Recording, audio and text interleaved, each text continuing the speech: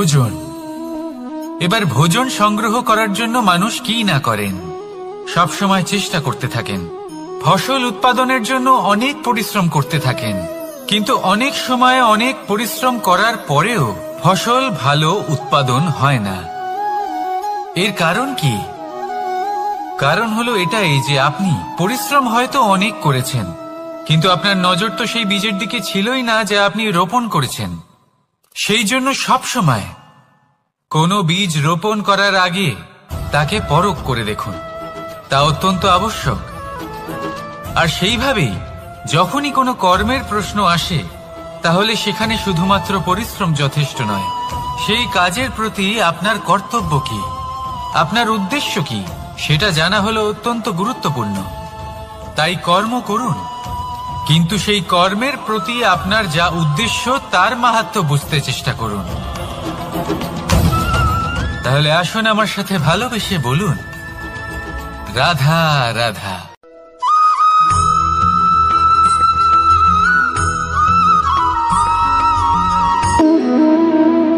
সম্পর্ক হলো আমাদের জীবনের একটি আধার।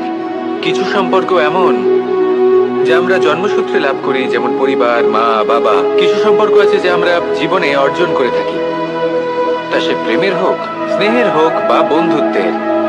এই সকল সম্পর্ক লাভ করার বা গড়ে তোলার 5টি ধাপ রয়েছে। প্রথম ধাপ, কোনো ব্যক্তির সাথে আলাপ হওয়া, তার সাথে কথা বলা বা তাকে দেখা। দ্বিতীয় ধাপ, সে ব্যক্তিকে আমাদের ভালো লাগা। তৃতীয় ধাপ, আমাদের এটা চাইতে শুরু করা যে জীবনে এই ব্যক্তি যেন আমাদের বন্ধু হন, আমাদের জীবনে থাকেন, বা আমাদের কাউকে ভালোবেসে ফেলা আর এটা আমাদের ভাবা বা চাওয়া যে সেই ব্যক্তি যেন আজীবন আমার সাথে থাকেন, আমার জীবনে আমার সাথী হয়ে। চতুর্থ ধাপ, লাভ করা। এবার এই ধাপটি অনেক মানুষের পক্ষেই খুবই সরল হয়, বড়ই সরলভাবে নিজেদের সঙ্গীকে লাভ করে থাকেন। কিছু মানুষের জন্য এই ধাপ অত্যন্ত কঠিন হয়ে থাকে।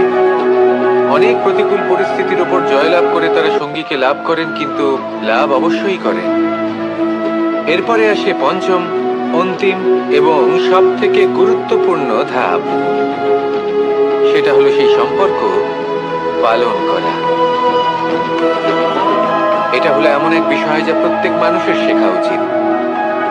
যদি ব্যক্তি নিজের জীবনে সম্পর্ক রক্ষা করতে শিখে যান, তবে প্রত্যেক সম্পর্ক তার জীবনকে স্বর্গ করে তুলবে।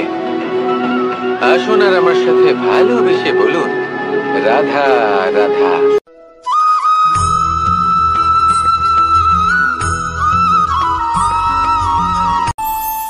আমাদের মনে যখন কোনো প্রশ্ন ওঠে, কোনো দ্বন্দ্ব জাগে, তখন আমরা যাই আমাদের গুরুর কাছে, আমাদের আরাধ্যের কাছে গিয়ে জিজ্ঞেস করি। এইভাবেই একদিন আমি পৌঁছলাম আমার আরাধ্যের কাছে, আমার মহাদেবের কাছে, আর ওনাকে প্রশ্ন করলাম যে মহাদেব, জীবনে আনন্দ পাওয়ার, উৎসব পালনের, প্রেম ভাগ করে নেবার, জীবনকে উপভোগ করে নেওয়ার সর্বশ্রেষ্ঠ সময় কোনটা?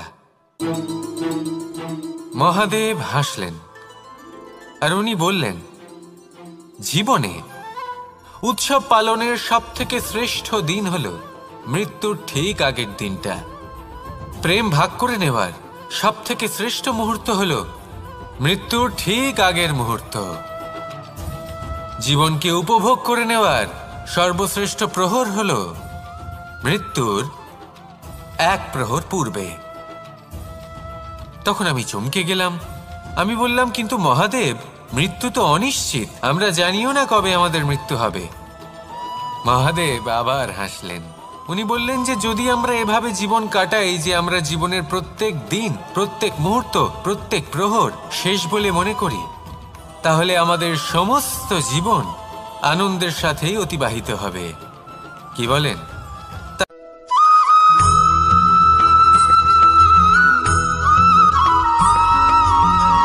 এই সংসারে কোনো বস্তু হোক বা ব্যক্তি হোক, তার একার গুরুত্ব কিন্তু খুব বেশি নয়। একটা উদাহরণ হিসেবে বৃষ্টির ফোঁটাকে ভেবে দেখুন। যদি একটি বৃষ্টির ফোঁটা হয় তাহলে তার খুব বেশি গুরুত্ব থাকে না, কিন্তু যখন সহস্র বৃষ্টির ফোঁটা মেঘের মধ্যে দিয়ে ঝরে পড়ে তখন সেটা বর্ষার রূপ ধারণ করে। সেই বর্ষা যা এই প্রকৃতিকে শান্ত করে। সেইভাবেই পাথরের ছোট টুকরো তার খুব বেশি গুরুত্ব থাকে না, কিন্তু যখন অসংখ্য পাথরের টুকরো একত্রিত হয় তখন তা পর্বতের আকার ধারণ করে। সেইভাবেই কিছু মানুষ যখন একত্রিত হন তখন তৈরি হয় পরিবার, কিছু পরিবার যখন একত্রিত হয় তখন তৈরি হয় সমাজ, যখন অনেক সংখ্যক সমাজ একত্রিত হয় তখন তৈরি হয় রাজ্য। এবার এই রাজ্যের সবথেকে গুরুত্বপূর্ণ ব্যক্তি হতে পারেন রাজা, কিন্তু তাও সেই রাজা একা কিছু করতে পারেন না। যুদ্ধ লড়ার সময় তারও নিজের সৈন্যদলকে প্রয়োজন পড়ে। কিন্তু এই সংসারে এমন একজন ব্যক্তি আছেন যিনি একাই সব কাজ করতে থাকেন, এবং সেই ব্যক্তি হলেন মা। আমাদের জীবনে একজন পিতার ভূমিকা কিন্তু নিঃসন্দেহে অমূল্য, কিন্তু আমাদের সকলের জীবনে যে ভূমিকা একজন মায়ের তা অন্য কারোর থাকে না। একজন মা একাই সন্তানকে বড় করতে পারেন, সংস্কারী করে তুলতে পারেন, তার জন্য পরিশ্রম করেন। আর এত কিছু কাজ করার পরেও তার কাজের জন্য তিনি প্রশংসা অবশ্য পান না। উল্টে যদি সেই সন্তান অনুচিত পথে চালিত হয়, অনুচিত কর্ম করে, তখন সেই মাকেই অপবাদের পাত্র হয়ে উঠতে হয়। আমাদের জীবনে মায়ের যোগদান কতটা সেটা বুঝুন। আপনাকে বড় করে তোলার জন্য উনি কতটা পরিশ্রম করেছেন সেটা বুঝুন। আজ থেকে, এখন থেকে, এই মুহূর্ত থেকে মাকে সম্মান করতে শিখুন। যখন সময় পাবেন, যখন সুযোগ হবে, তখন তার প্রশংসা করুন, ওনারও ভালো লাগবে। আর মায়ের এই মমতার জন্য, তার এই ভূমিকার জন্য আসুন সবাই মিলে আমরা তাকে প্রণাম করি, আর সকলে মিলে ভালোবেসে বলি রাধা রাধা।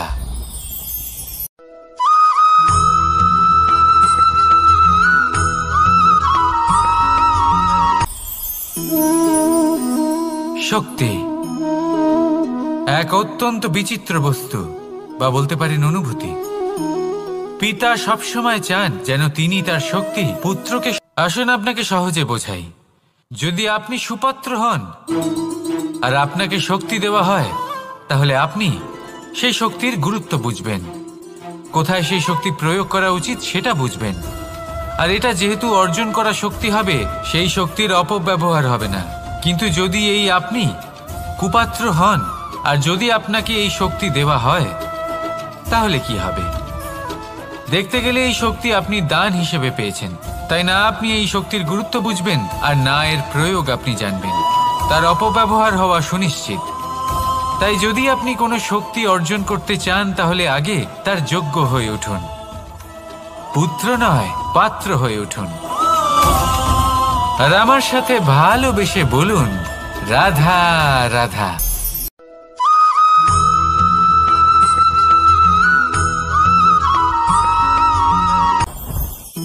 জীবনে কিছু শেখা অত্যন্ত গুরুত্বপূর্ণ। এবার কি কি শিখতে হবে সেই সব শেখানোর জন্য অনেক শিক্ষক রয়েছেন, কিন্তু কি শিখবেন না আর কি করবেন না, এটা আমাদের নিজের অভিজ্ঞতা দিয়ে শিখতে হয়। কিন্তু তার মানে এটা নয় যে যদি আপনাকে শিখতে হয় যে আগুনের তাপ কতটা, আপনাকে আগুনের মধ্যে হাত দিতে হবে। না, অন্য কারোর অভিজ্ঞতা দ্বারাও শিখতে পারেন। প্রশ্ন শুধুমাত্র একটাই যে আপনি কি শিখতে চান নাকি চান না। যদি আপনি এটাই ভাবেন যে আমি শুধুই নিজের অভিজ্ঞতা দ্বারাই শিখতে চাই, তাহলে জীবনকাল ছোট মনে হবে, অনেক কিছুই শিখতে পারবেন না। তাই নিজের সাথে সাথে বড়দের অভিজ্ঞতা দ্বারাও শেখা শুরু করে দিন। এই সংসারের অভিজ্ঞতা দ্বারা শিখতে শুরু করে দিন। আর এটা নিশ্চিত রূপে শেখা আবশ্যক যে কখন কি করবেন না, কোথায় থামতে হবে আর কোথায় থামবেন না। তাহলে আসুন আর আমার সাথে ভালোবেসে বলুন রাধা রাধা।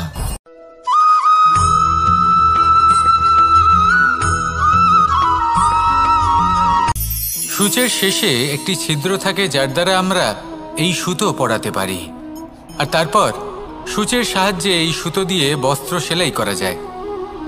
কিন্তু যদি সুতোটা সোজা করে ধরা না হয় তাহলে সূচে কখনো এই সুতো পরানোই সম্ভব নয়। যদি এতে কোনো গিঁট পড়ে তখন তা কখনোই এই ছিদ্র দ্বারা প্রবেশ করা সম্ভব নয়। ঠিক এইভাবেই যদি আপনি কারোর জীবনে প্রবেশ করতে চান, কারোর অন্তরে প্রবেশ করতে চান, তাহলে আপনাকেও সহজ থাকতে হবে। এতে কোনো গিঁট থাকলে চলবে না, অর্থাৎ মনে যাতে কোনো মালিন্য না থাকে, যেন কোনো কুচিন্তা না থাকে। যদি এসব থাকে তাহলে আপনি কখনো কারোর জীবনে প্রবেশ করতে পারবেন না। আর যদি কোনোভাবে আপনি প্রবেশ করেও যান তাহলে তার মনে ঘর করতে পারবেন না। নিজেকে এই সুতোর মতন করে তুলুন, সহজ। মনে যেন কোনো কুচিন্তা না থাকে, সবার প্রতি যেন সদ্ভাবনা থাকে, শুভ চিন্তা থাকে। এমনটা করতে থাকুন। এমন একটা দিন আসবে যেদিন এই সমস্ত সংসারের ব্যক্তির মনে আপনি বাস করবেন, আর তখন এই মন প্রসন্ন হয়ে বলবে, রাধা রাধা।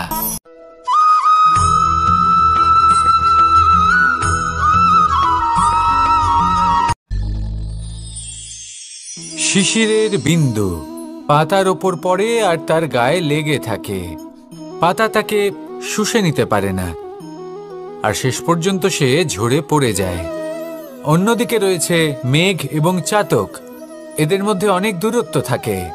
মেঘ থাকে আকাশে আর চাতক থাকে ধরিত্রীতে। কিন্তু যখন এই মেঘ থেকে বৃষ্টি ঝরে পড়ে, এই চাতক কিন্তু সেই জলই পান করে, নয়তো সে তৃষ্ণার্ত থেকে যায়। এবার অন্যদিকে দেখলাম শিশির বিন্দু আর পাতার এই সম্পর্ক। এরা খুব কাছাকাছি থাকে, ঘনিষ্ঠও থাকে। অন্যদিকে রয়েছে মেঘ এবং চাতকের সম্পর্ক, যাদের মধ্যে অনেক দূরত্ব থাকা সত্ত্বেও তারা খুব ঘনিষ্ঠ, তাই না? এই সারমর্ম খুব সরল। এই নৈকট্য, এই দূরত্ব, তা আপনার সম্পর্কে প্রভাব কিছুতেই ফেলতে পারে না। এই নৈকট্য, এই দূরত্ব, এইসব হলো শুধুমাত্র মনের ব্যাপার। কখনো আপনি অনুভব করেছেন আপনি কারোর থেকে অনেক অনেক দূরে আছেন, অনেক দূরে আছেন, তাও সেই ব্যক্তির প্রতি আপনি টান অনুভব করেন। সেখানে আপনি কারোর সাথে প্রত্যেক দিন অতিবাহিত করেন, সমস্ত জীবন অতিবাহিত করেন, সব থেকে বেশি সময় তার সাথে অতিবাহিত করেন, তাও তার প্রতি সেই টান অনুভব করেন না। এই সংকেত হলো মনের দূরত্বের। তাহলে মনের এই দূরত্ব দূর করুন আর আমার সাথে।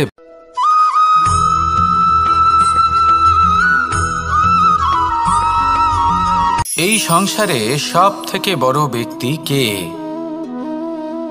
আপনি বলবেন, এই কেমন ধরনের প্রশ্ন?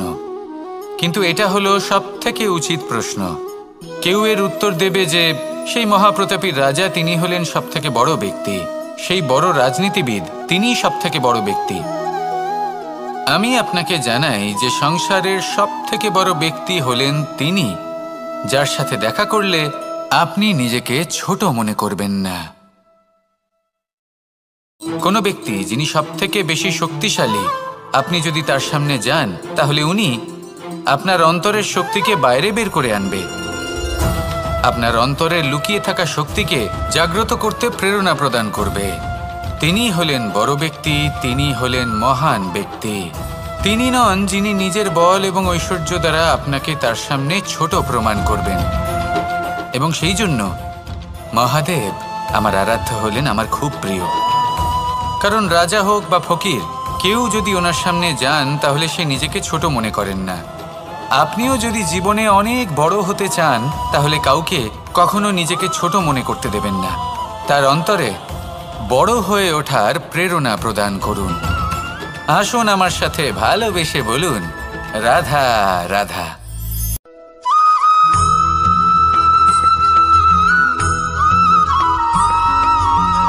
যখন আমরা কোনো বনে প্রবেশ করি তখন এই সবুজ ঘাস দেখে, এই কোমল ঘাস দেখে আমাদের মন প্রফুল্ল হয়ে ওঠে। ভিন্ন ভিন্ন প্রজাতির ফুল, ভিন্ন ভিন্ন রঙের ফুল দেখে এই মন আনন্দে ভরে ওঠে। এখানে শিশুরা আনন্দ লাভ করে, বড়রা ভোজন গ্রহণ করেন, কথাবার্তা বলেন, হাঁটাহাঁটি করে বেড়ান।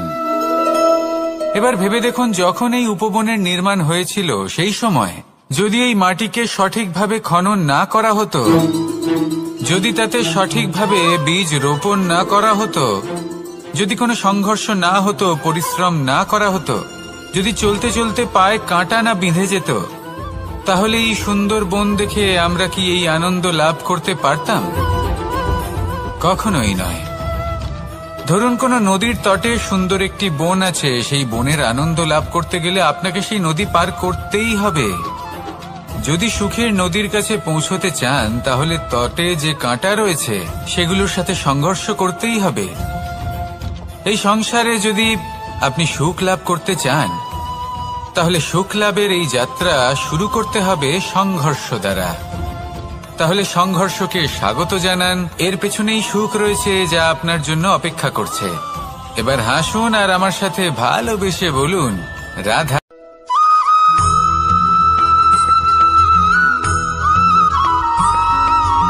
কথায় আছে, প্রত্যেক পুত্র তার পিতার প্রতিচ্ছবি হয়, আর সমস্ত প্রতিচ্ছবি চায় যেন সে তার অস্তিত্ব প্রাপ্ত করতে পারে। পুত্র চায় সে যেন তার পিতার মতো হয়, বা কখনো কখনো তার থেকেও শ্রেষ্ঠ হয়। সেটা কোনো অনুচিত ব্যাপার নয়। অনুচিত তখন হয় যখন পুত্র নিজের পিতার মতো হবার স্বপ্ন পূরণ করতে গিয়ে বা তার থেকেও শ্রেষ্ঠ হওয়ার স্বপ্ন পূরণে অনুচিত পথের আশ্রয় নেয়। কারণ তারপরে সে তার পিতার গুণগুলি আত্মসাৎ করতে চায় না। সে শুধুই এটা চায় যে সংসারের চোখে যেন আমি শ্রেষ্ঠ প্রমাণিত হই। এটা অনুচিত। সংসারে এমন অনেক মানুষ আছেন যারা এই কারণে শ্রেষ্ঠ হওয়ার চেষ্টা করেন যাতে তার পরিবারের তার পিতার সম্মান বৃদ্ধি পায়।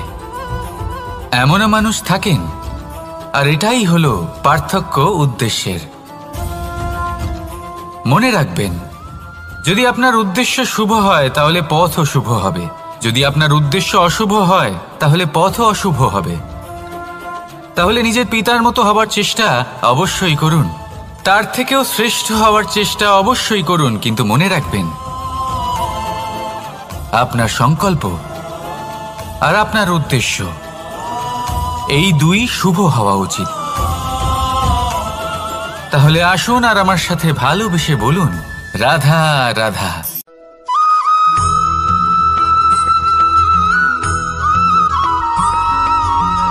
পিতা আর পুত্রের সম্পর্ক অত্যন্ত মধুর হয়ে থাকে।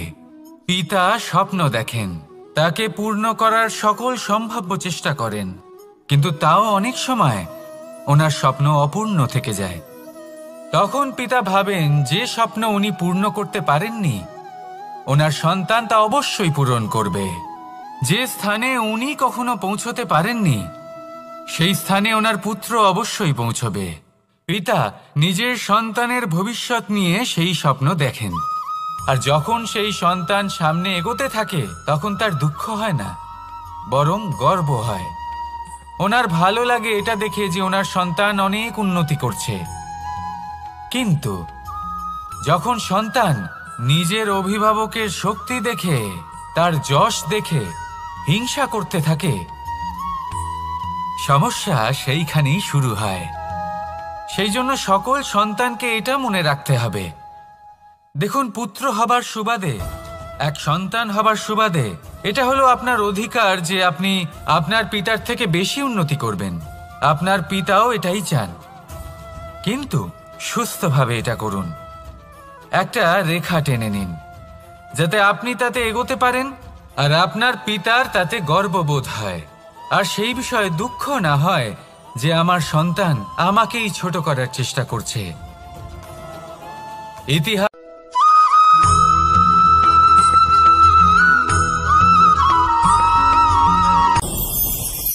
ভয়ের সাথে আমরা সবাই পরিচিত, কষ্টও আমরা সবাই পেয়েছি।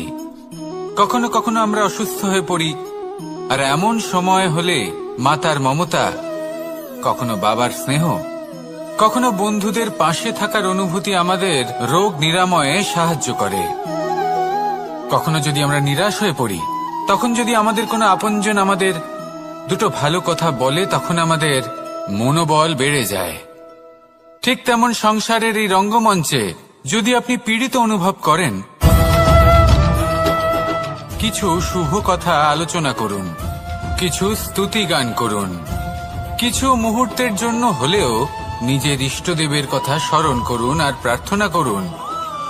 সাহস বাড়বে, শক্তিও বৃদ্ধি পাবে এবং সামনে এগিয়ে চলার পথও দেখতে পাবেন। তখন এই মন প্রসন্ন হয়ে বলবে, রাধা রাধা।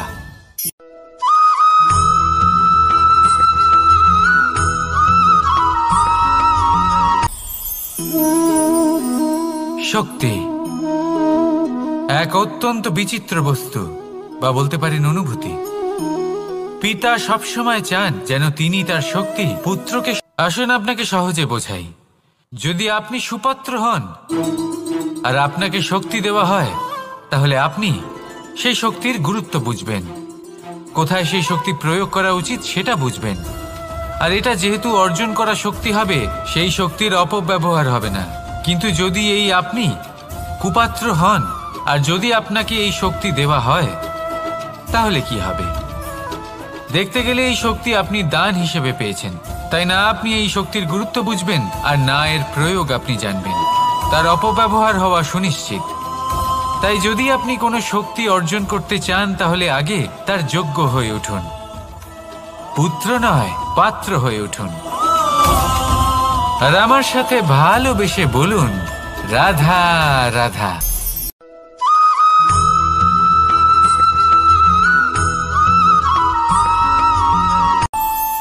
আমাদের মনে যখন কোনো প্রশ্ন ওঠে, কোনো দ্বন্দ্ব জাগে, তখন আমরা যাই আমাদের গুরুর কাছে, আমাদের আরাধ্যের কাছে গিয়ে জিজ্ঞেস করি। এইভাবেই একদিন আমি পৌঁছলাম আমার আরাধ্যের কাছে, আমার মহাদেবের কাছে, আর ওনাকে প্রশ্ন করলাম যে মহাদেব, জীবনে আনন্দ পাওয়ার, উৎসব পালনের, প্রেম ভাগ করে নেবার, জীবনকে উপভোগ করে নেওয়ার সর্বশ্রেষ্ঠ সময় কোনটা? মহাদেব হাসলেন আর উনি বললেন, জীবনে উৎসব পালনের সবথেকে শ্রেষ্ঠ দিন হল মৃত্যুর ঠিক আগের দিনটা। প্রেম ভাগ করে নেওয়ার সবথেকে শ্রেষ্ঠ মুহূর্ত হল মৃত্যুর ঠিক আগের মুহূর্ত। জীবনকে উপভোগ করে নেওয়ার সর্বশ্রেষ্ঠ প্রহর হল মৃত্যুর এক প্রহর পূর্বে। তখন আমি চমকে গেলাম। আমি বললাম, কিন্তু মহাদেব, মৃত্যু তো অনিশ্চিত, আমরা জানিও না কবে আমাদের মৃত্যু হবে। মহাদেব আবার হাসলেন। উনি বললেন যে যদি আমরা এভাবে জীবন কাটাই যে আমরা জীবনের প্রত্যেক দিন, প্রত্যেক মুহূর্ত, প্রত্যেক প্রহর শেষ বলে মনে করি, তাহলে আমাদের সমস্ত জীবন আনন্দের সাথেই অতিবাহিত হবে। কি বলেন?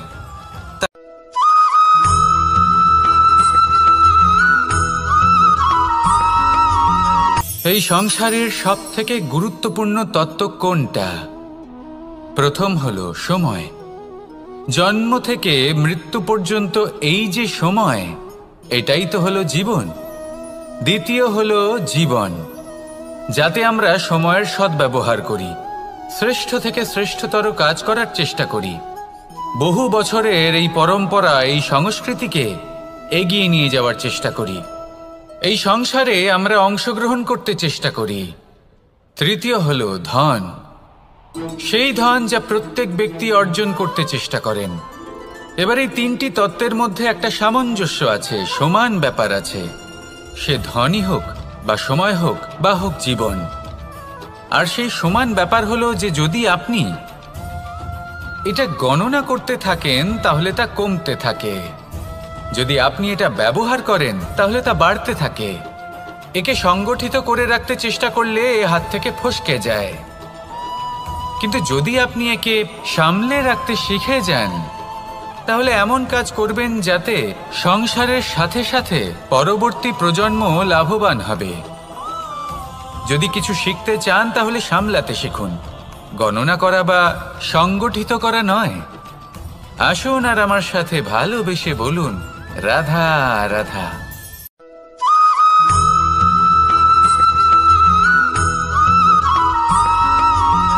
যখন আমরা কোনো বনে প্রবেশ করি, তখন এই সবুজ ঘাস দেখে, এই কোমল ঘাস দেখে আমাদের মন প্রফুল্ল হয়ে ওঠে। ভিন্ন ভিন্ন প্রজাতির ফুল, ভিন্ন ভিন্ন রঙের ফুল দেখে এই মন আনন্দে ভরে ওঠে। এখানে শিশুরা আনন্দ লাভ করে, বড়রা ভোজন গ্রহণ করেন, কথাবার্তা বলেন, হাঁটাহাঁটি করে বেড়ান। এবার ভেবে দেখুন, যখন এই উপবনের নির্মাণ হয়েছিল সেই সময় যদি এই মাটিকে সঠিকভাবে খনন না করা হতো, যদি তাতে সঠিকভাবে বীজ রোপণ না করা হতো, যদি কোনো সংঘর্ষ না হতো, পরিশ্রম না করা হতো, যদি চলতে চলতে পায়ে কাঁটা না বিঁধে যেত, তাহলে এই সুন্দর বন দেখে আমরা কি এই আনন্দ লাভ করতে পারতাম? কখনোই নয়। ধরুন কোনো নদীর তটে সুন্দর একটি বন আছে, সেই বনের আনন্দ লাভ করতে গেলে আপনাকে সেই নদী পার করতেই হবে। যদি সুখের নদীর কাছে পৌঁছতে চান, তাহলে তটে যে কাঁটা রয়েছে সেগুলোর সাথে সংঘর্ষ করতেই হবে। এই সংসারে যদি আপনি সুখ লাভ করতে চান, তাহলে সুখ লাভের এই যাত্রা শুরু করতে হবে সংঘর্ষ দ্বারা। তাহলে সংঘর্ষকে স্বাগত জানান, এর পেছনেই সুখ রয়েছে যা আপনার জন্য অপেক্ষা করছে। এবার হাসুন আর আমার সাথে ভালোবেসে বলুন, রাধা।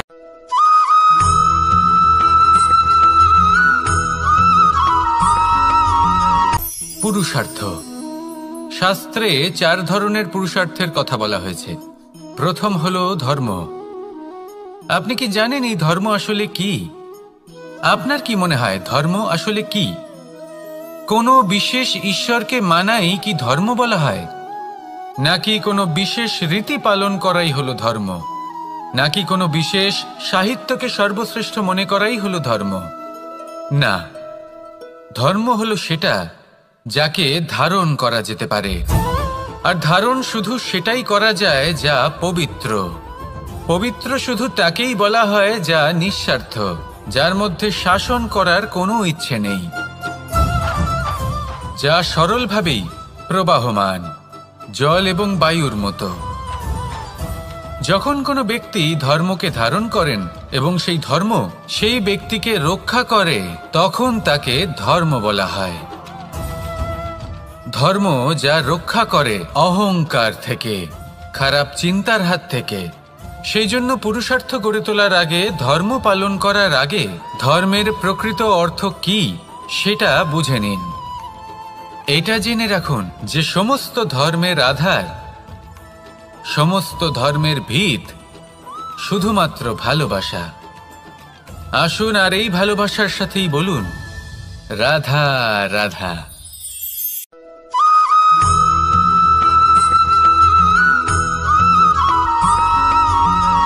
মানুষের মানসিকতা এমন হয় যে সে যতটা করে আশা করে যে তার থেকে অনেক বেশি তার বদলে সে পাবে।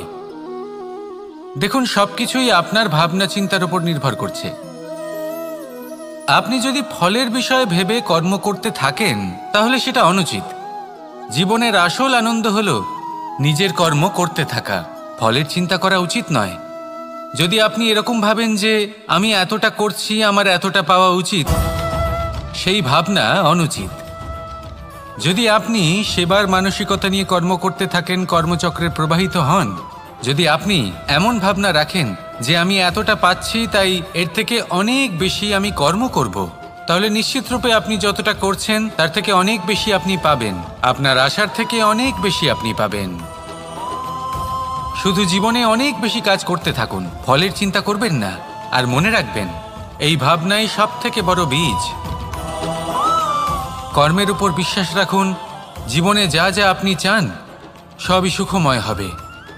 আসুন আর আমার সাথে ভালোবেসে বলুন, রাধা রাধা।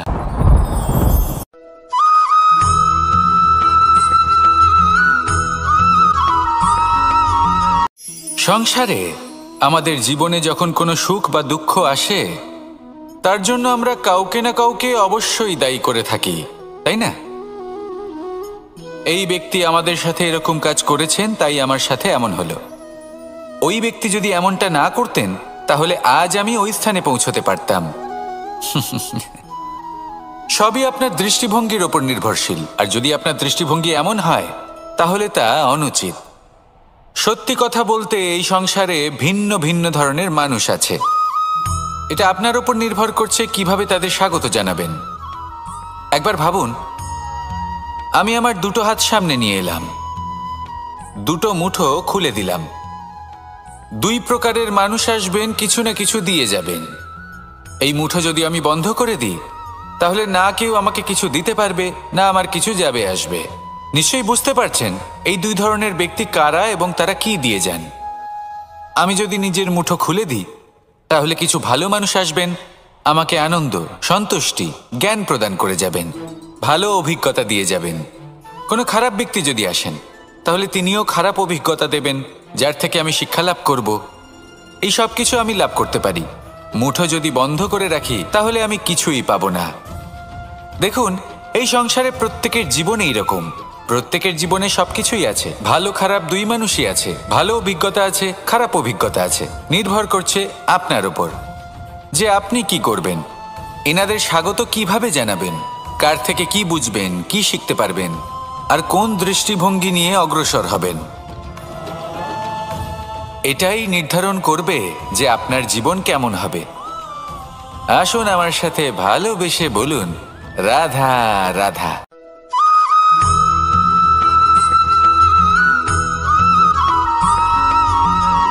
কেউ বলে জীবন খুব ক্ষণস্থায়ী, কেউ বলে জীবন হলো একটা সুন্দর স্বপ্নের মতো, আবার কেউ বলবে জীবন হলো এক কঠোর সত্য। কিন্তু জীবন আসলে কি? জীবন হলো আপনারই প্রতিবিম্ব, একটা দর্পণ। অর্থাৎ আপনি জীবনকে সেইভাবেই পাবেন যেরকম আপনি নিজেকে প্রতিপন্ন করবেন। যদি আপনি দর্পণের দিকে তাকিয়ে হাসেন, তাহলে আপনি সামনে হাসি মুখী দেখতে পাবেন। এবার যদি আপনি গম্ভীর হয়ে থাকেন, তাহলে আপনি একজন রুষ্ট ব্যক্তি দেখতে পাবেন। শেষে সবথেকে বেশি গুরুত্বপূর্ণ হলো আপনার চেষ্টা। আপনাকে সবসময় চেষ্টা করতে হবে যাতে আপনি নিজেকে প্রসন্ন এবং ইতিবাচক মনোভাবে রাখেন। এটা হলো আপনারই উত্তরদায়িত্ব, তাকে পালন করুন। এই মনকে প্রসন্ন রাখুন, এই সংসারকে সুন্দর বলে মনে হবে। আর এই মন প্রসন্ন হয়ে বলবে, রাধা রাধা।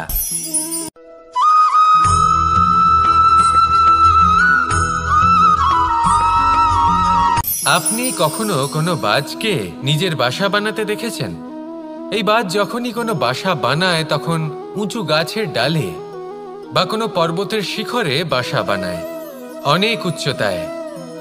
আর সেখানে তার সন্তানও জন্মগ্রহণ করে। যখন এই সন্তানেরা জন্মায়, তখন এই বাজ খুবই ভালোবেসে এবং খুব সাবধানে এদের পালন পোষণ করে। নিজের ঠোঁট দিয়ে তাদের ঠোঁটে খাবার পরিবেশন করে। কিন্তু যেই সেই সন্তানেরা হৃষ্টপুষ্ট হয়ে যায় এবং সেই কথা বাজ নিজে বুঝতে পেরে যায়, সেই বাজ নিজেই সেই বাসা ছিন্ন ভিন্ন করে দেয়। সেই সন্তান যাদের সবেমাত্র ডানা গজিয়েছে, কিভাবে উড়তে হয় তারা জানে না, সেই সন্তানগুলিকে উচ্চতা থেকে ঠেলে দেয়। সেই সন্তান প্রথমে ভয়ভীত হয়ে যায়। তারা সামনে মৃত্যুকে দেখতে পেয়ে ভয়ের কারণে তাদের ডানা ঝাপটাতে থাকে। আর সেই প্রক্রিয়াতেই সেই সন্তানগুলি উড়তে শুরু করে দেয়। এবার এই ঘটনায় আমরা কি শিক্ষা পেতে পারি? এটাই, যদি আপনি মাতা পিতা হন, তাহলে নিজের সন্তানকে অবশ্যই স্নেহ করুন, কিন্তু তাদেরকে নিজের আঁচলের তলায় বেঁধে রাখবেন না। যদি আপনি চান আপনার সন্তান জীবনে উন্নতি করুক, তাহলে নিজের মুঠো থেকে তাদের স্বতন্ত্র করে দিন। এই সংসারে সংঘর্ষ করতে দিন। সেই সন্তান নিজেই বুঝতে পারবে যে জন্মের সময় পাওয়া ডানা কি করে ব্যবহার করতে হয়। আর আপনার চোখের সামনে আপনার সন্তান এই আকাশে উড়তে থাকবে। তাহলে আসুন আমার সাথে ভালোবেসে বলুন, রাধা রাধা।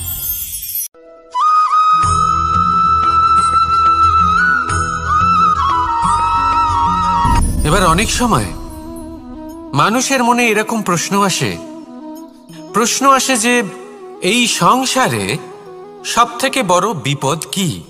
কেউ বলে ধর্ম সংকট, আবার কেউ বলে প্রাণের ওপর আসা সংকট। প্রত্যেক মানুষের জীবনে বিভিন্ন সংকট আসে, আর এই সমস্ত সংকট অত্যন্ত বিচিত্র হতে পারে। এই সমস্ত সংসার হলো সংকট দ্বারা পরিপূর্ণ। ঠিক আছে, আপনাকে একটা উদাহরণ দিই। একজন ধনী ব্যক্তি, এবার ওনার জীবনে সংকট কি হতে পারে? সংকট এটাই যে কেউ তার সম্পত্তি চুরি না করে নেয়। আমরা বুঝতে পারছি। এবার একজন চোর, তার জীবনে সংকট কি হতে পারে? যে চুরি করার সময় সে যদি তার একটা কাশি চাপতে না পারে, তাহলে সে ধরা পড়ে যেতে পারে, ঠিক কিনা? আবার অনেক সময় এমনও হয় যে যার জন্য আমি সংকট, সেও আমার কাছে সংকট। যেমন এই পরিস্থিতিতে দেখুন, সংকট হলো সংকট, এ তো জীবনে থাকবে, কিন্তু এর সম্মুখীন কিভাবে হওয়া যায়? খুব সরল। সব এটার ওপর নির্ভর করে, মনের ওপর। এই মনকে নিয়ন্ত্রণ করলে সব ঠিক থাকবে। এবার যদি ধনী ব্যক্তি মনকে নিয়ন্ত্রণ করে ফেলেন, নিজের অর্থের ব্যবহার শুভ কাজের জন্য, সমাজের সেবার জন্য বিকাশ করতে করেন, ওই অর্থকে একত্রিত করে না রাখেন, তাহলে চুরির সমস্যা, এই সংকট সেখানেই কেটে যাবে। এবার যদি কথা বলি সেই চোরের, তাহলে চোর যদি নিজের মনকে সংযত করে নেয়, যদি নিজের কর্মকে নিয়ন্ত্রণ করতে পারে, তাহলে এমন কোনো স্বর নেই, এমন কোনো স্বর নেই যা ওকে ধরা পড়তে বাধ্য করবে। সেই জন্য জীবনে সংকট যতই আসুক, যত বড়ই সংকট আসুক না কেন, কবচ হলো একটাই, আর এই কবচের নাম হলো আত্মনিয়ন্ত্রণ। নিজের মনকে নিয়ন্ত্রণে রাখতে শিখুন। এটা নিজের জীবনে প্রয়োগ করে তো দেখুন। যদি আপনি করতে পারেন, তবে আপনি দেখবেন যে সংকট তো জীবনে আসা যাওয়া করে, কিন্তু সেই সংকটগুলির সম্মুখীন আপনি এইভাবে করতে পারবেন। তাহলে সেটাই করুন, আর আমার সাথে ভালোবেসে বলুন, রাধা রাধা।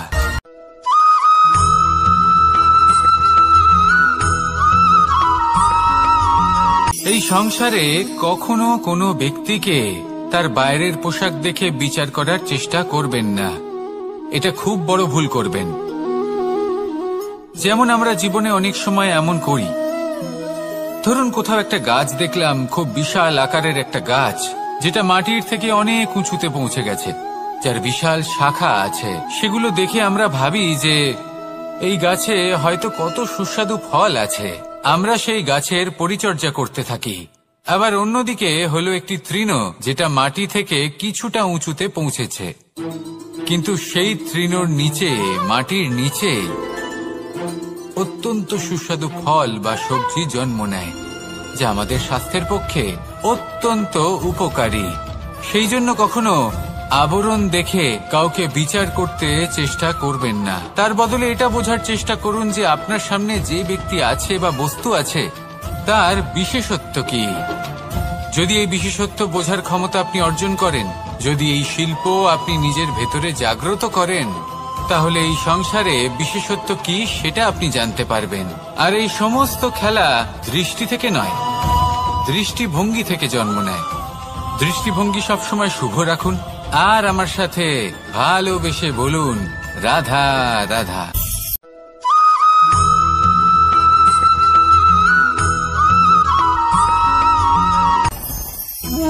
ভোজন। এবার ভোজন সংগ্রহ করার জন্য মানুষ কি না করেন, সবসময় চেষ্টা করতে থাকেন। ফসল উৎপাদনের জন্য অনেক পরিশ্রম করতে থাকেন, কিন্তু অনেক সময় অনেক পরিশ্রম করার পরেও ফসল ভালো উৎপাদন হয় না। এর কারণ কি? কারণ হলো এটাই যে আপনি পরিশ্রম হয়তো অনেক করেছেন, কিন্তু আপনার নজর তো সেই বীজের দিকে ছিলই না যা আপনি রোপণ করেছেন। সেই জন্য সবসময় কোনো বীজ রোপণ করার আগে তাকে পরখ করে দেখুন, তা অত্যন্ত আবশ্যক। আর সেইভাবেই যখনই কোনো কর্মের প্রশ্ন আসে, তাহলে সেখানে শুধুমাত্র পরিশ্রম যথেষ্ট নয়। সেই কাজের প্রতি আপনার কর্তব্য কি, আপনার উদ্দেশ্য কি, সেটা জানা হলো অত্যন্ত গুরুত্বপূর্ণ। তাই কর্ম করুন, কিন্তু সেই কর্মের প্রতি আপনার যা উদ্দেশ্য তার মাহাত্ম্য বুঝতে চেষ্টা করুন। তাহলে আসুন আমার সাথে ভালোবেসে বলুন, রাধা রাধা।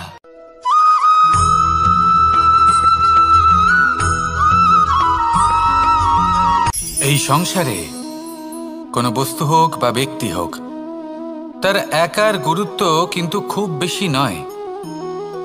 একটা উদাহরণ হিসেবে বৃষ্টির ফোঁটাকে ভেবে দেখুন।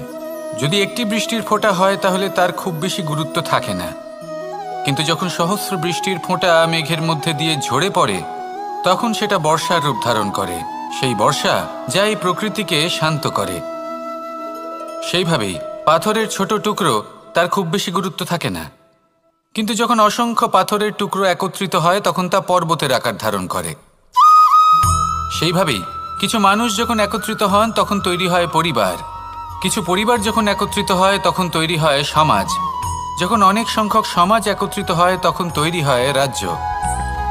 এবার এই রাজ্যের সবথেকে গুরুত্বপূর্ণ ব্যক্তি হতে পারেন রাজা, কিন্তু তাও সেই রাজা একা কিছু করতে পারেন না। যুদ্ধ লড়ার সময় তারও নিজের সৈন্যদলকে প্রয়োজন পড়ে। কিন্তু এই সংসারে এমন একজন ব্যক্তি আছেন যিনি একাই সব কাজ করতে থাকেন, এবং সেই ব্যক্তি হলেন মা।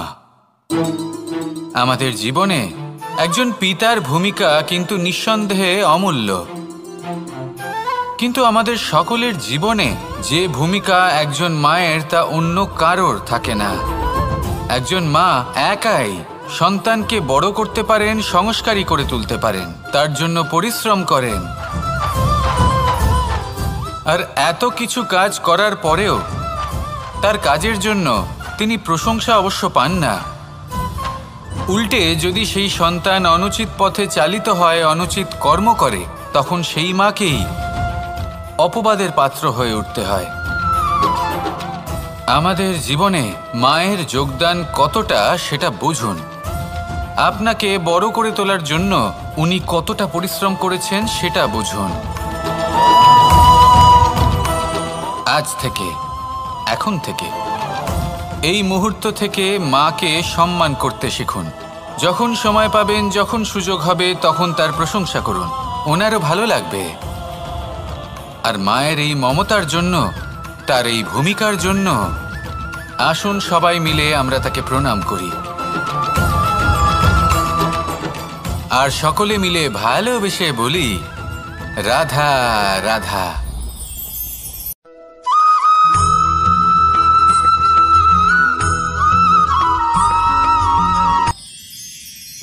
মানুষ তার জীবনে দুই ধরনের পরিস্থিতিকে খুব ভয় পায়। এক, কোনো কারণবশত কারোর সামনে নত হওয়া। দুই, কোনো কারণে নিজের চরিত্র থেকে, নিজের মূল্যবোধ থেকে বিচ্যুত হওয়া। এবার কেন হয় এরকম যে কথায় কথায় কারোর সামনে নত হতে হয়? কেন বারংবার নিজের চরিত্র থেকে চ্যুত হতে হয়? এরকম কেন হয়? এটা তখনই হয় যখন আমাদের শিক্ষা এবং মূল্যবোধের অভাব থাকে। যদি মানুষের মধ্যে প্রকৃত শিক্ষা থাকে তাহলে এই সংসারে কোনো সময় এবং কারোর সামনেই নত হওয়ার কোনো প্রয়োজন নেই। যদি মানুষের মধ্যে মূল্যবোধ থাকে তাহলে তাকে নিজের মূল্যবোধ বা চরিত্র থেকে বিচ্যুত হতে হয় না, তা সে যাই হয়ে যাক না কেন। কোনো বালককে যদি জন্ম থেকেই সুশিক্ষার অধিকারী করা হয়, শিক্ষিত করা হয়, মূল্যবোধের অধিকারী করা হয়, তবে সে এই সংসারে এমন কর্ম করবে যাতে সে নিজেকে, নিজের পরিবারকে, সমগ্র সমাজকে গর্বিত করতে পারে। শিক্ষা লাভ করুন, মূল্যবোধ লাভ করুন, এবং আমার সাথে ভালোবেসে বলুন রাধা রাধা।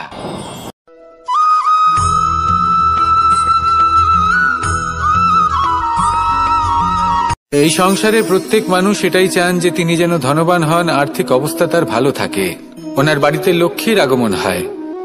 কিন্তু সেটা হবে কি করে, সেটাই হলো প্রশ্ন। কেউ বলেন যে যদি পরিশ্রম করো তাহলে ধন অর্জন সম্ভব, কেউ বলেন যে যদি বিদ্যা লাভ হয় তবেই ধন অর্জন সম্ভব, কেউ বলেন যে যদি বলশালী হও তবেই সম্পন্ন থাকবে।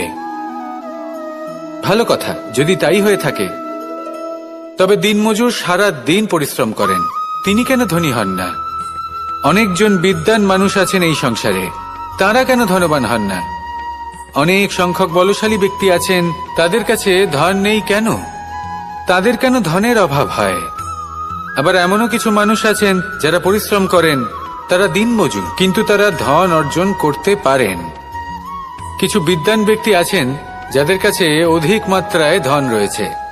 কয়েকজন বলশালী ব্যক্তি রয়েছেন যাদের কাছে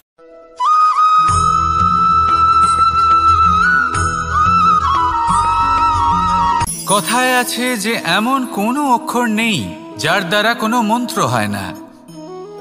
এমন কোনো বনস্পতি নেই যা নিজেই একটা ঔষধি নয়। পৃথিবীর এমন কোনো ব্যক্তি নেই যার মধ্যে কোনো যোগ্যতা থাকে না।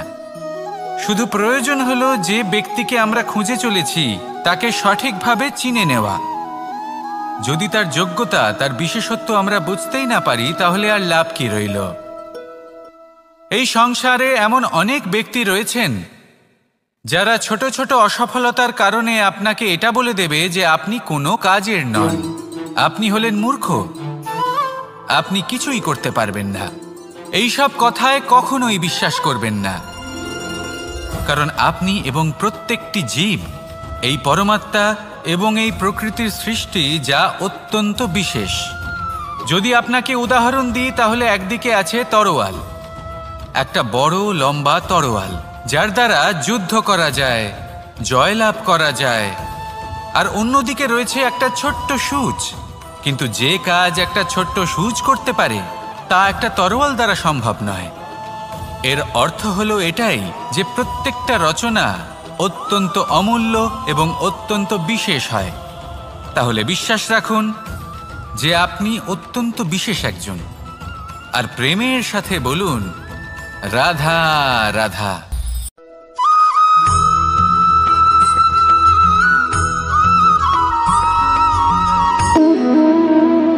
সম্পর্ক হলো আমাদের জীবনের একটি আধার। কিছু সম্পর্ক এমন যা আমরা জন্মসূত্রে লাভ করি, যেমন পরিবার, মা, বাবা। কিছু সম্পর্ক আছে যা আমরা জীবনে অর্জন করে থাকি, তা সে প্রেমের হোক, স্নেহের হোক বা বন্ধুত্বের। এই সকল সম্পর্ক লাভ করার বা গড়ে তোলার 5টি ধাপ রয়েছে। প্রথম ধাপ, কোনো ব্যক্তির সাথে আলাপ হওয়া, তার সাথে কথা বলা বা তাকে দেখা। দ্বিতীয় ধাপ, সে ব্যক্তিকে আমাদের ভালো লাগা। তৃতীয় ধাপ, আমাদের এটা চাইতে শুরু করা যে জীবনে এই ব্যক্তি যেন আমাদের বন্ধু হন, আমাদের জীবনে থাকেন, বা আমাদের কাউকে ভালোবেসে ফেলা। আর এটা আমাদের ভাবা বা চাওয়া যে সেই ব্যক্তি যেন আজীবন আমার সাথে থাকেন, আমার জীবনে আমার সাথী হয়ে। চতুর্থ ধাপ, লাভ করা। এবার এই ধাপটি অনেক মানুষের পক্ষেই খুবই সরল হয়, বড়ই সরলভাবে নিজেদের সঙ্গীকে লাভ করে থাকেন।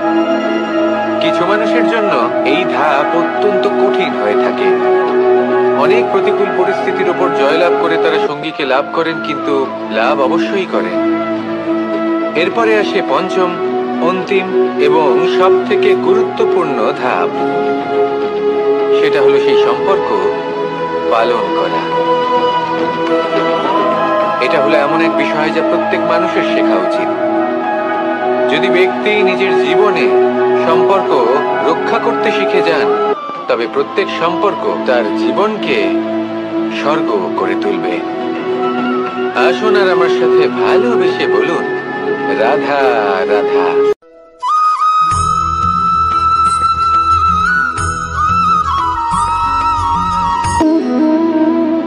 সম্পর্ক হলো আমাদের জীবনের একটি আধার। কিছু সম্পর্ক এমন যা আমরা জন্মসূত্রে লাভ করি, যেমন পরিবার, মা, বাবা। কিছু সম্পর্ক আছে যা আমরা জীবনে অর্জন করে থাকি, তা সে প্রেমের হোক, স্নেহের হোক বা বন্ধুত্বের। এই সকল সম্পর্ক লাভ করার বা গড়ে তোলার 5টি ধাপ রয়েছে। প্রথম ধাপ, কোনো ব্যক্তির সাথে আলাপ হওয়া, তার সাথে কথা বলা বা তাকে দেখা। দ্বিতীয় ধাপ, সে ব্যক্তিকে আমাদের ভালো লাগা। তৃতীয় ধাপ,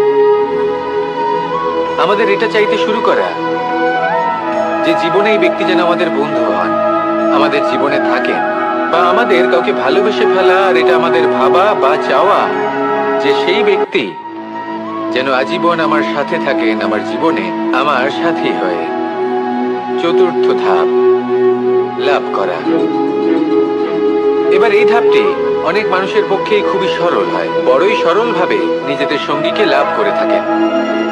কিছু মানুষের জন্য এই ধাপ অত্যন্ত কঠিন হয়ে থাকে।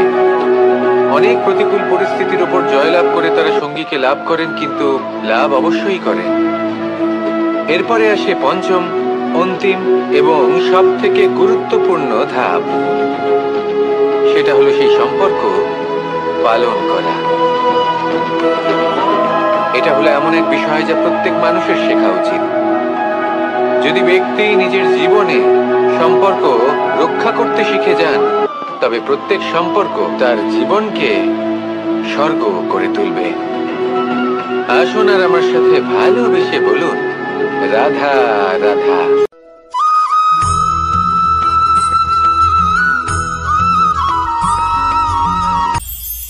এটা হলো ধান গাছ। এর থেকে যে চাল উৎপন্ন হয় তা মানুষ গ্রহণ করেন। আর এটা কি? এ হলো জংলি ঘাস। একবার ভেবে দেখুন, যদি এই জংলি ঘাস ধান গাছের আশেপাশে থাকে তাহলে কি হবে? ধান উৎপন্ন হতে পারবে? তা উৎকৃষ্ট হতে পারবে? আমরা কি তা গ্রহণ করতে পারবো? কখনোই নয়। এই জংলি ঘাস ধানকে নষ্ট করে দেবে, কিন্তু নিজে জীবিত থাকবে। এটাই হলো আজকের শিক্ষা।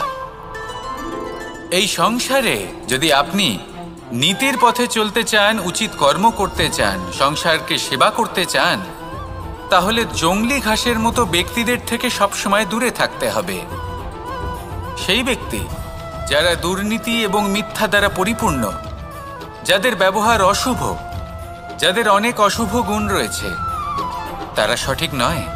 সেই সকল ব্যক্তি যাদের চরিত্র অত্যন্ত দুষ্ট হয়, তারা হয় শুভ চরিত্রের ব্যক্তিকে একদম নষ্ট করে দেয়, নয় নিজের মতো বানিয়ে তোলে।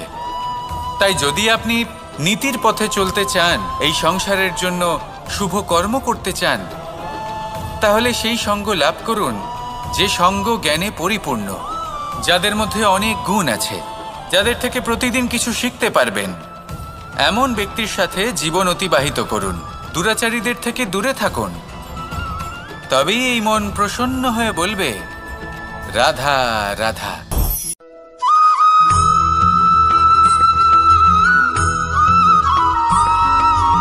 আমাদের শরীর প্রকৃতির সর্বশ্রেষ্ঠ রচনা। যে অঙ্গ প্রত্যঙ্গ আমরা লাভ করেছি, প্রত্যেকটির মধ্যে একটি নিজস্ব বার্তা রয়েছে। একটু ভেবে দেখুন, দুটি চোখ দিয়েছে দেখার জন্য, দুটি কান দিয়েছে শোনার জন্য, নাসিকাও আছে দুটি, দুটি হাত দিয়েছে দ্বিগুণ পরিশ্রম করার জন্য। কিন্তু জীব শুধুমাত্র একটি। তার উপরেও তীক্ষ্ণ বলিষ্ঠ দাঁত দিয়েছে তার রক্ষার জন্য। কখনো ভেবে দেখেছেন কেন?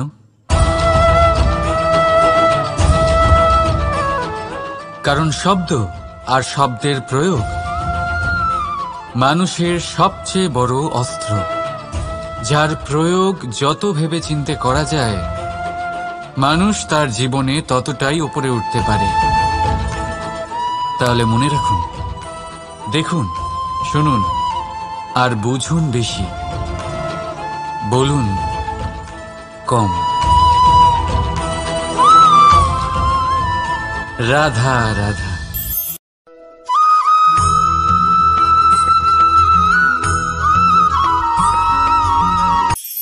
কখনো কোনো বাগানের কোনো বৃক্ষকে দেখেছেন যেখানে সুগন্ধি ফুল থাকে, রসালো ফল থাকে? তখন মন প্রফুল্ল হয়ে ওঠে, মন থেকে সেই বৃক্ষের প্রতি ভালোবাসা জন্মায়।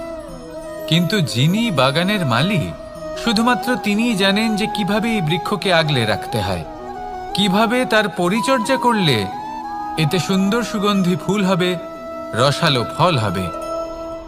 কখনো কখনো প্রয়োজনের থেকে বেশি রোদ পেলে এই বৃক্ষগুলি শুকিয়ে যায়, প্রয়োজনের থেকে কম রোদ পেলেও এই বৃক্ষ কিন্তু শুকিয়ে যায়। প্রয়োজনের থেকে কম জল যদি পায়, এই বৃক্ষ শুকিয়ে যেতে পারে।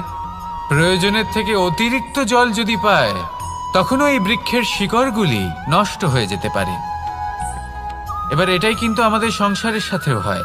আমাদের সংসারের সকল প্রতিভাশালী ব্যক্তি, যেমন লেখক, বিচারক, প্রবক্তা, যোদ্ধা, এদের সবার ক্ষেত্রে এই কথাটাই প্রযোজ্য।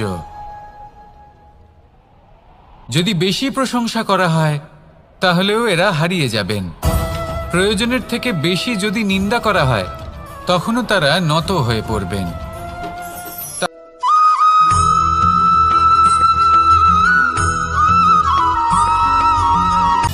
সময়, জীবন, কাল। দেখতে গেলে এই তিনটি শব্দ একটি শব্দেরই সমার্থক শব্দ মনে হয়, কিন্তু এই শব্দগুলির অর্থ কি সমান? কখনোই নয়। হ্যাঁ, এই সময় চলতে থাকে, জীবন চলতে থাকে, কালচক্র চলতে থাকে। এই সময় কেটে যায়, কিন্তু এই জীবন একে যাপন করতে হয়।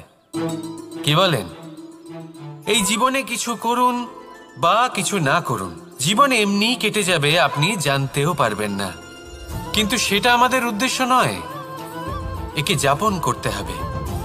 এই জীবনে প্রেরণা পেতে শিখুন, প্রেরণা দিতে শিখুন, আহ্বান গ্রহণ করতে শিখুন, আহ্বান জানাতে শিখুন, মহান কাজ করতে শিখুন, ধন্যাত্মক বোধ জাগিয়ে তুলুন। জীবন অতিবাহিত করার অর্থ কি তা আপনি শিখে যাবেন। কারণ সময় কেটে যায়, সমস্ত যুগ কেটে যায়, কিন্তু জীবনের রীতি জীবন কাটিয়ে দেওয়া নয়, জীবন যাপন করা। এই জীবন সম্পূর্ণরূপে অনুভব করতে হবে, নতুন পথ বানাতে হবে।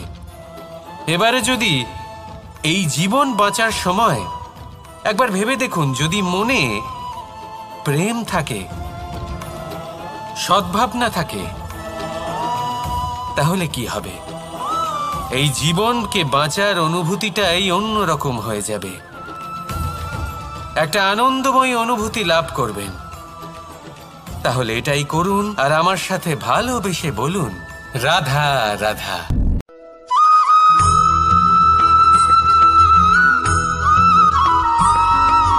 জীবনে যখন কোনো ব্যক্তি নিজের লক্ষ্য প্রাপ্তির জন্য নিরন্তর পরিশ্রম করতে থাকেন, চেষ্টা করতে থাকেন, তখন তিনি কষ্ট অনুভব করেন, কখনো শারীরিক কষ্ট, কখনো মানসিক কষ্ট। এবার উনি এটা ভাবতে থাকেন যে আমি কি উচিত করছি নাকি অনুচিত করছি। কারণ অন্যদিকে এমন একজন ব্যক্তিও আছেন যিনি একদমই পরিশ্রম চেষ্টা করছেন না। তিনি মদিরা পান করেন, বিলাসিতায় জীবন কাটান, অলস প্রকৃতির হয়ে ওঠেন, নিদ্রাতে বিলীন হয়ে থাকেন আর ভাবেন যে তিনি সুখ লাভ করছেন। কিন্তু এরকম কেন হয়? কারণ যখন আমরা সৎ পথে থাকি, উচিত পথে চলি, লক্ষ্য প্রাপ্ত করার জন্য চেষ্টা করতে থাকি, তখন আমাদের ভেতরে থাকা নেতিবাচক শক্তি এবং পাপ এই দেহকে ত্যাগ করে দেয়। আর এই অনুভূতিটাই আমাদের দুঃখের অনুভূতি দেয়, কষ্ট দেয়। এবার সেখানে যদি আমরা কুপথে চলি, অনুচিত পথে চলতে থাকি, তাহলে আমাদের ভেতরে থাকা পুণ্য এবং ধন্যাত্মক শক্তি আমাদের দেহ ত্যাগ করে দেয়। আর এই অনুভূতির কারণেই আমরা সুখ অনুভব করি। কিন্তু কখনো ভাববেন যে এই সুখ বেশি সময় পর্যন্ত থাকে না। সেই জন্য সবসময় মনে রাখবেন, যদি আপনি জানেন যে এটাই আপনার লক্ষ্য, এটাই উচিত পথ, শুভ পথ, তাতে নিরন্তরভাবে এগিয়ে যেতে চেষ্টা করতে থাকুন। এই কষ্ট আপনাকে সুখের পরাকাষ্ঠায় কখন পৌঁছে দেবে তা আপনি জানতেই পারবেন না। আসুন আমার সাথে ভালোবেসে বলুন, রাধা রাধা।